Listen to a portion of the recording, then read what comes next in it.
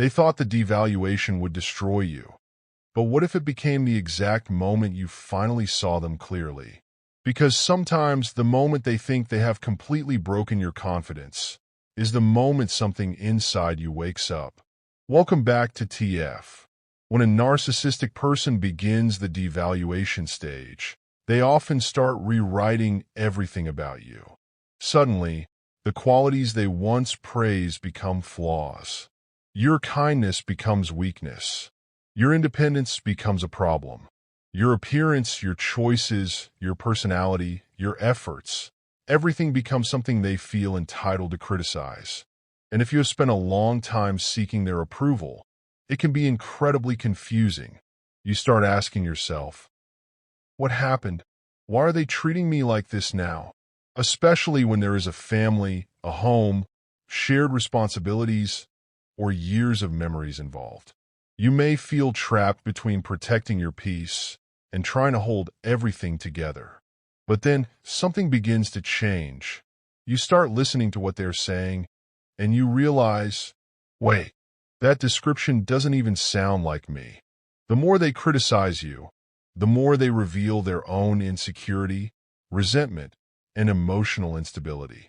The more they try to convince you that you are difficult, unlovable, or incapable, the more you begin to recognize that their words may have been designed to make you doubt yourself. And that is where the devaluation can backfire. Because the person they expected to remain dependent on their approval suddenly starts thinking for themselves. The person they expected to keep chasing suddenly becomes tired of explaining. The person they believe could never leave suddenly realizes, I don't want to live like this anymore. And when they say, I'm done with you, you may quietly think, are you sure? Can you leave today? That is the moment they never expected. They thought the discard would leave you desperate for their return. They thought you would spend your life trying to prove your worth to someone who constantly questioned it. But instead, you begin taking your life back. You stop asking for permission to trust your own judgment. You stop allowing someone else to define your value. You stop trying to build a genuine connection with someone who repeatedly makes you feel small. And for many people, that is when the real separation begins. No more constant explanations. No more endless arguments. No more giving unlimited access to someone who repeatedly disrupts your peace. Some people choose distance. Some choose no contact where possible. Others create firm boundaries around necessary communication. The method may look different, but the message is the same.